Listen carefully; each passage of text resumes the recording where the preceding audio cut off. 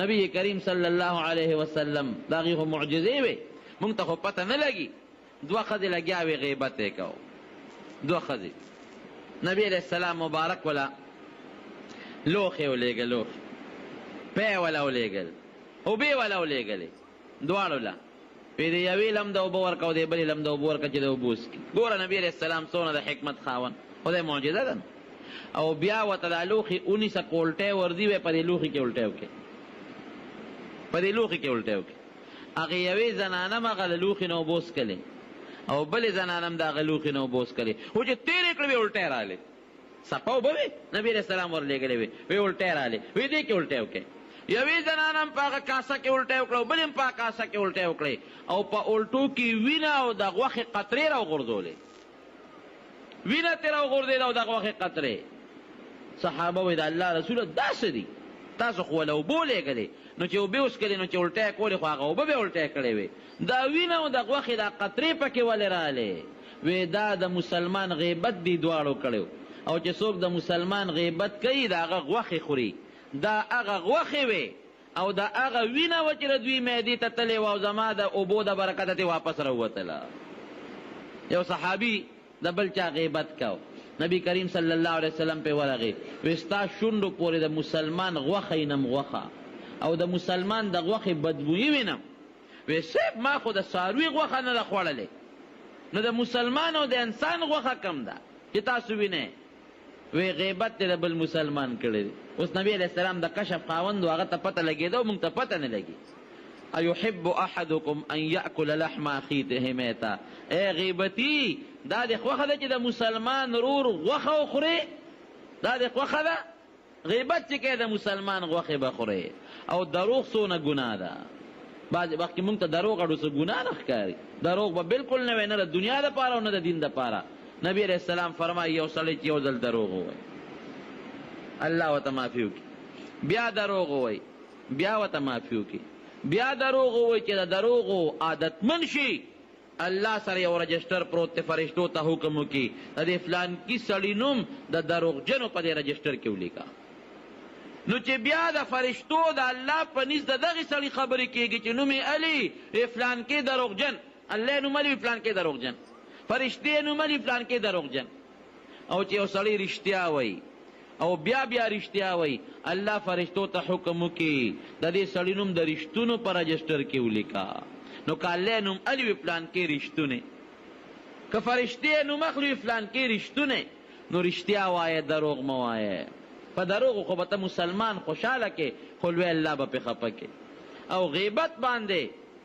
میدان ګرم کې مجلس به ګرم کې لوی الله به پې خفه کې نو په روژه کې خو خامخا د دروغو او د عظیم ګناه ده خو د دروغو د غیبت نه د مارونو بلکل ځان وساتئ تسبیح لاس کې پیدا کې ذکر کوئ د الله تلاوت کوئ د قرآن شریف او د غیبت نه او د دروغو نه ځان وساتئ په دې به لوی الله خوشحاله کې او شیطان به خفه کې او د روژې ډېر لوی اجر او ډېر لوی ثواب به ومونئ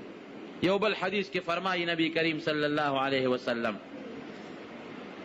د روژې وی دومره فضیلت دی چې په روژه کې د نفل عبادت که دومره اجر به الله درکړي لکه بغیر د روژې نه چې د فرض عبادت کړي ګوره د فرضو اجر ډېر زیات دی او که په روژه کې د فرض عبادت وکړه دومره اجر به الله درکړي لکه بغیر د روژې نه چې د اویا ځله فرض کړي وي یو د سار مونځ چې دی او که د سار دومره اجر به الله درکړي لکه د رمضان نه بغیر چې د اویا ځله د سار مونځ کړي وي په روژه کې د پنځه مونځونه وکړل دروازې دومره اجر به الله درکړي لکه بې د روژې نه چې د 3.5 مونځونه کړي یو ځل دی وی الف زر آ نو نیکي یو پلس ملاویږي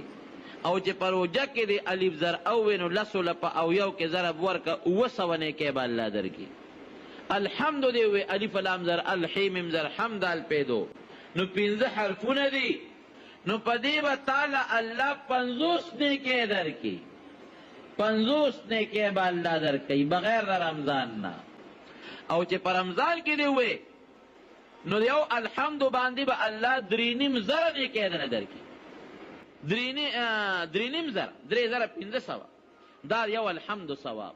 د قرآن شریف تلاوت کوا په رمضان کې خامخا وکړه که پورا قرآن تلاوت چاته ناظره نه یاده قل هو الله احد سوره اخلاص خو ټولو ته یاد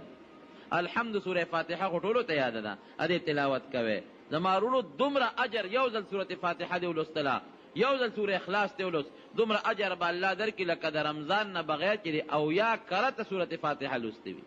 اویا کرته دې سوره اخلاص لوستې وي څومره اجر دی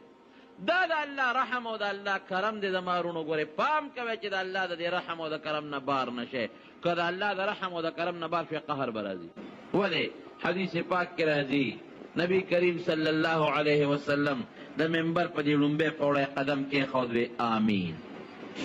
چې دویمې پوړی باندې قدم کېښود وی آمین چې درېیمې پوړی ته مبارک اوخت بیا وی آمین نبی علیه السلام به په دې درېیمه پوړی کېناستېده چې دغه نه فارغ شو د منبر نه صحابو ته تپوس وکړه د الله رسوله دا درې ځله آمین دی ولې ووایي آمین خو خلک اله وایي چې بل دعاو کې دی پې آمین وایي یا په خپله دعاو کې نو بیا وایي آمین نو مونږ خو ستاسو دعا نه ده لیدلې نه ده اورېدلې نه بل چا دعا کړې ده نو صاحب دا آمین هم ولې ووایي نبی کریم صلی الله علیه وسلم وفرمایل وایي چې په لومبی پوړی مې قدم کېښود نو حضرت جبریل علیه السلام راغی وایي چې د کم انسان مور او پلار دواړه جمدي وي یا یو جمدي وي دې د دې مور او پلار داسې خدمت اونه کي چې ځان په جنت ته ورسوي نو الله دې تباه کړي وی ای خلکو قد اذلکم شهر عظیم په تاسو یو ډېره لویه میاشت راله او دا میاشت شهر مبارک د برکت میاشت د ډېر لوی خیر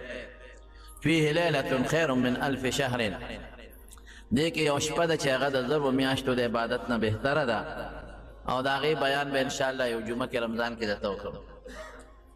بیا پکې ده چې فرض الله صیامه د دې روژې الله فرض کړي دي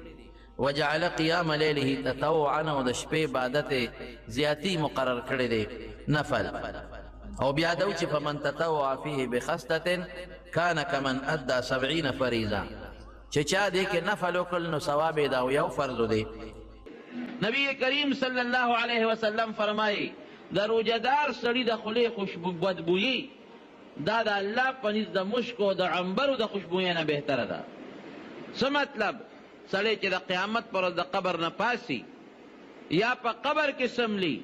نو که د روژه په دنیا کې نلی په دې قبر کې او د قبر نه چې پاسي د محشر په دې میدان کې به د خولې نه د مشک او د خوشبویۍ نه خشته خوشبویۍ دي په دنیا کې د روژهدار د دې معدې نه یو بړاس روځي دا بدبویي د هغه معدې د ناروالي د وجې نه ده که ته مسواک هم ومږې مسواک سره خو صرف د غاښونو هغه بدبویي ختمه شي خو د زړه د دې معدې نه یو بړاس روځي د روژهدار معده ناری دغه بړاس یو مخصوص بدبویي لري دا په دنیا کې په انسان د مشک په الله د مشکو د خوشبویۍ نه مزیدار او خشته لګي